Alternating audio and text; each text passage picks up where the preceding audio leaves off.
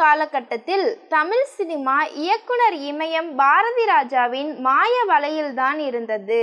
பாரதி ராஜா யாரை அறிமுகம் செய்து வைக்கிறாரோ அவர்கள் புகழின் உச்சியை அடைவார்கள் என்ற எண்ணம் அப்போது பலருக்கும் இருந்தது.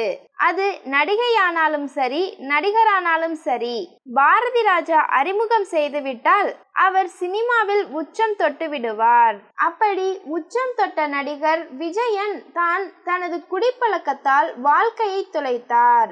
இந்த செய்தியில் அவரின் கண்ணீர் கதையை பார்க்கலாம். பாரதி ராஜா இயக்கிய கிழக்கே போகும் ரயில் திரைப்படத்தில் பட்டாளத்தான் கதாபாத்திரத்தில் அறிமுகமானவர்தான் நடிகர் விஜயன். இந்த படத்திற்கு பிறகும் பாரதி ராஜா விஜயனை விடவே இல்லை.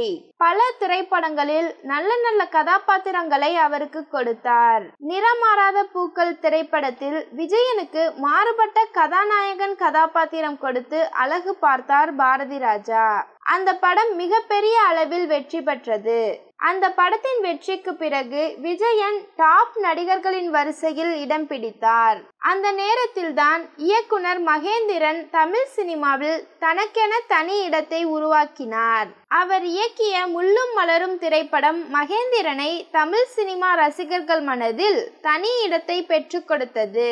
இந்த திரைப்படத்தை தொடர்ந்து உதிரி பூக்கள் திரைப்படத்தில் விஜயன் ஒரு மாறுபட்ட வில்லன் கதாபாத்திரத்தில் நடித்து இருந்தார். அந்த திரைப்படத்தில் அலட்டி கொள்ளாமல், அதிர்ந்து பேசாமல், மெடுக்காக வந்து தனது வில்லத்தனத்தை பிரதிபலித்தார் விஜயன்.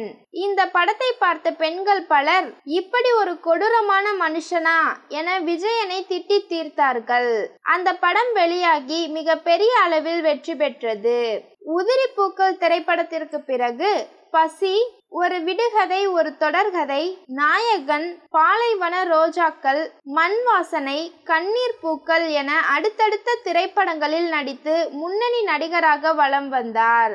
இந்த காலத்து இளசுகளுக்கு விஜயனை 7G ரெயின்போ காலனி படத்தில் கதிரின் அப்பாவாகவும், ரமணா படத்தில் முரட்டுத்தனமான வில்லனாகவும் தான் தெரியும்.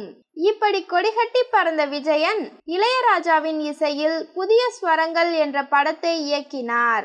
ஆனால் பொருளாதார சிக்கல் காரணமாக அந்த படம் வெளிவராமல் போனதால் மன அழுத்தத்திற்கு தள்ளப்பட்ட விஜயன் குடிப்பழக்கத்திற்கு அடிமையானார். கேரளாவில் உறவினர்கள், மனைவி, குழந்தைகள் என அனைவரும் இருந்தும் உறவுகளை மறந்து போகும் அளவிற்கு இவரின் குடிப்பழக்கம் இவரை மாற்றியது. இதனால் ஏற்பட்ட பிரச்சனையால் மனைவியை விவாகரத்து செய்தார். குடிப்பழக்கம் விஜயன் வீழ்வதற்கு முக்கிய காரணமாக இருந்தது என்று சொல்லப்படுகிறது. ஒரு கட்டத்தில் விஜயனுக்கு பட வாய்ப்புகள் குறைந்து போனதால் யாருமே இல்லாமல் தனியாக வாழ்ந்து வந்தார். கிடைத்த கதாபாத்திரத்தில் நடித்து காலத்தை கடத்தி வந்தார் விஜயன். கவனிக்கவும் ஆள் இல்லை, உணவுக்கும் வழி இல்லாமல் குடித்து கொண்டே இருந்த நடிகர் விஜயன் திடீரென ஒரு நாள் யாருமே இல்லாத அறையில் அனாதையாக இறந்து கிடந்துள்ளார். இதையடுத்து அவரின் உடல் கேரளாவில் உள்ள அவரின் உறவினர்களிடம் ஒப்படைக்கப்பட்டு நல்லடக்கம் செய்யப்பட்டது. எப்பேற்பட்டவராக இருந்தாலும் தவறான பழக்க வழக்கம் இருந்தால் கடைசியில் வாழ்க்கை இப்படிதான் இருக்கும் என்பதற்கு நடிகர் விஜயன் ஒரு உதாரணம்.